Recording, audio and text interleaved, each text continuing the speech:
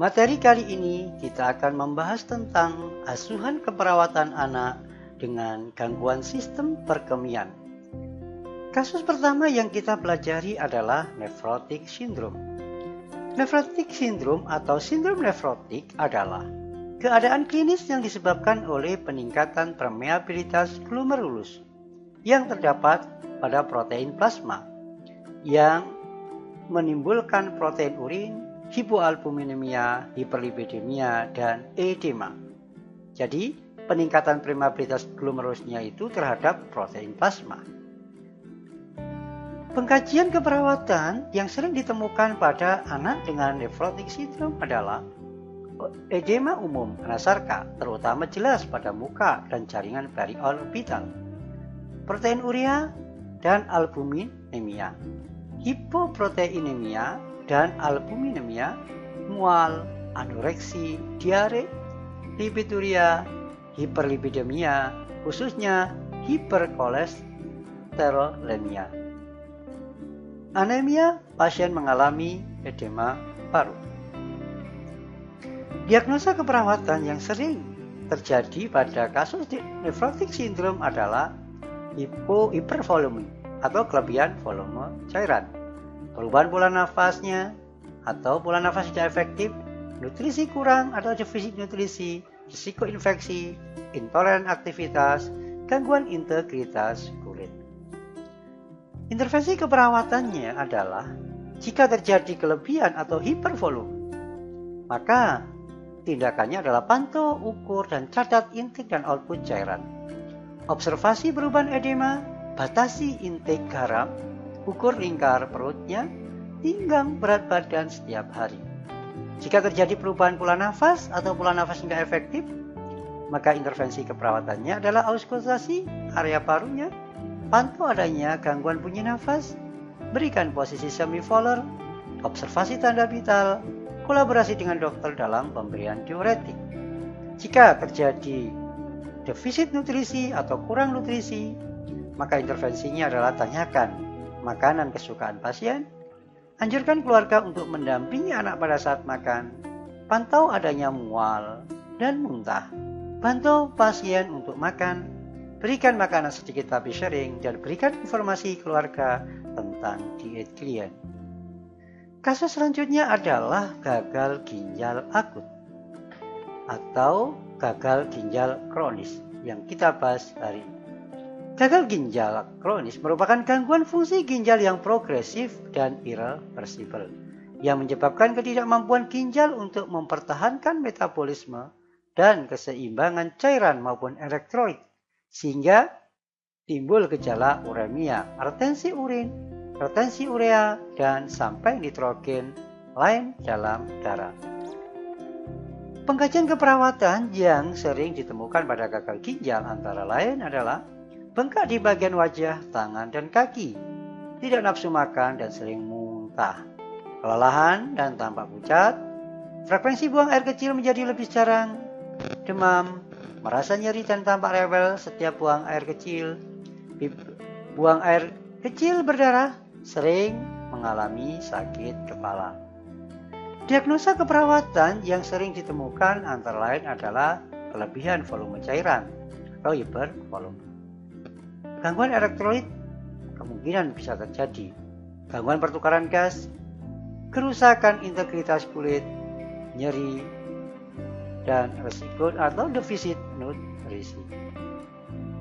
Intervensi keperawatannya adalah jika terjadi hipervolume atau kelebihan volume, maka pertahankan intake dan output secara akurat.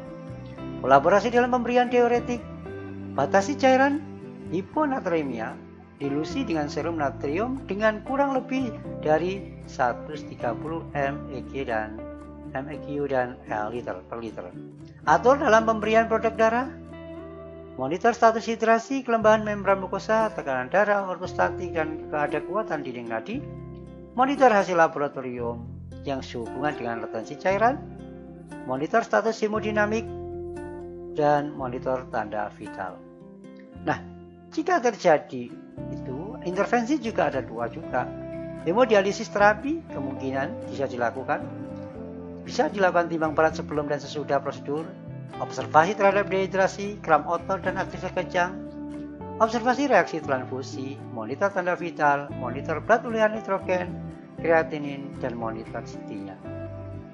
Jika terapinya adalah peritoneal dialisis, bisa menjelaskan prosedur tindakannya, hangatkan cairan dialisis sebelum diinstilasi, kaji kepatenan kateter, pelihara catatan volume inflow dan outflow dan cairan dan keseimbangan cairan. Kosongkan bladder sebelum insersi peritoneal kateter.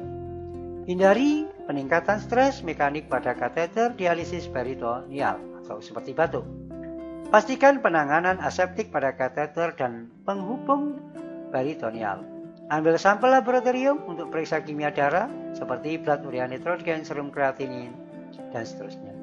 Cek alat dan cairan sesuai protokol, kelola perubahan dialisis, inflow maupun outflow-nya. Ajarkan pasien untuk memonitor tanda dan gejala yang membutuhkan penata laksanaan medis seperti demam, perdarahan, stres, aspirasi, respiratori, nadi irregular, dan nyeri abdomen. Ajarkan prosedur kepada pasien untuk diterapkan dialisis di rumah jika memungkinkan. Monitor tanda vital, nadi, RR, suhu, dan respon klien selama dialisis. Monitor tanda infeksi seperti peritonis jika adanya terapi dialisis peritoneal. Jadi tentu sesuai dengan kondisi daripada pasien. Kemudian jika risiko ketidakseimbangan elektrolit atau gangguan elektrolit, maka berikan cairan sesuai dengan anjuran, pertahankan akurat intake outputnya, berikan diet yang tepat tentang ketidakseimbangan elektrolit, anjurkan pasien keluarga untuk modifikasi diet, pantau tingkat serum potasiumnya, atasi aritmi jantung, siapkan pasien untuk dialisis, pantau elektrolit serum naturalnya, pantau manifestasi ketidakseimbangan dari elektrolit. Jika pasien mengalami gangguan pertukaran gas, pertahankan kepatenan jalan nafas, kelola pemberian oksigen, anjurkan pasien untuk mendapatkan kebutuhan oksigen, konsultasi dengan tenaga lain, atau kolaborasi dalam penggunaan oksigen tambahan, pantau efektivitas terapi oksigen, spirometrinya, blood gas analisisnya, observasi tanda pada oksigen disebabkan hipoventilasi, monitor aliran oksigen per liternya, monitor posisi dalam oksigenasi, monitor tanda keracunan oksigen, dan atelektasisnya, monitor peralatan oksigen untuk memastikan bahwa tidak mengganggu pasien dalam bernafas. Secara umum penata laksanaan rencanakan antara lain begini. Jika terjadi LFG lebih dari 90, maka rencanakan terapi penyakit dasarnya, kondisi komorbid, evaluasi perburukan progresif, fungsi ginjal, memperkecil risiko kardiovaskuler. Tentu jika derajat 2, ya antara 60-80 nilai LFG-nya, maka rencana tindakannya adalah menghambat perburukan progresif fungsi ginjalnya. Jika 3 adalah evaluasi dan terapi komplikasinya. Jika derajat 4 adalah persiapan untuk terapi pengganti ginjal, dan derajat 5 tentunya adalah terapi pengganti ginjal. Kasus selanjutnya adalah infeksi saluran kemih atau dikenal dengan ISK. Adalah infeksi akibat berkembang biaknya mikroorganisme di dalam saluran kemih yang dalam keadaan normal air kemih tidak mengandung bakteri, virus, atau mikroorganisme.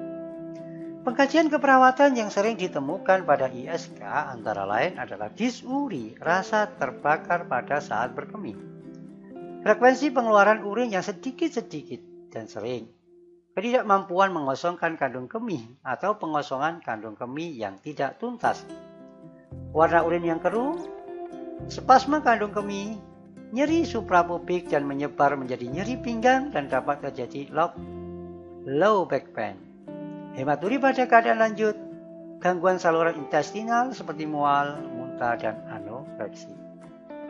Diagnosa keperawatan yang sering ditemukan antara lain adalah nyeri, gangguan eliminasi, dan hipertermi. Intervensi keperawatannya, jika nyeri, lakukan manajemen nyeri, seperti penilaian nyeri secara komprehensif, mulai lokasi, karakteristik, durasi, frekuensi, intensitas, dan penyebabnya. Kurangi faktor presipitasinya nyeri seperti faktor infeksi, pilih dan lakukan penanganan nyeri, baik farmakologis, non-farmakologis. Pemberian analgesik, kolaborasi dengan dokter, monitor tanda sign sebelum dan pemberian analgesik, berikan analgesik tepat waktu terutama pada saat nyeri hebat, evaluasi efektivitas analgesik. Jika pasien mengalami gangguan eliminasi, maka monitor keadaan bladdernya setiap 2 jam, hindari faktor pencetus inkontinensia urinnya seperti cemas, kolabori dengan dokter dalam pelaksanaan kateterisasi, jelaskan tentang pengobatan kateter, penyebab, dan lain sebagainya. Jika terjadi hipertermi, maka atasi intervensinya adalah monitor suhu sesering mungkin, monitor tekanan darah nadi RR-nya, monitor intake output-nya, kompres panas pada lipatan paha dan aksila, berikan pengobatan untuk mencegah terjadinya pasien menggigil, tingkatkan sirkulasi udara. Bisa juga dilakukan dengan temperatur regulasi, mengatur temperatur, seperti monitor suhu minimal tiap 2 jam, rencanakan monitoring suhu secara kontinu, monitor tanda vital, monitor warna dan suhu kulit, monitor tanda hipertermi dan hipotermi, tingkatkan intake cairan dan nutrisi. Demikian materi kali ini, sampai ketemu dengan materi berikutnya.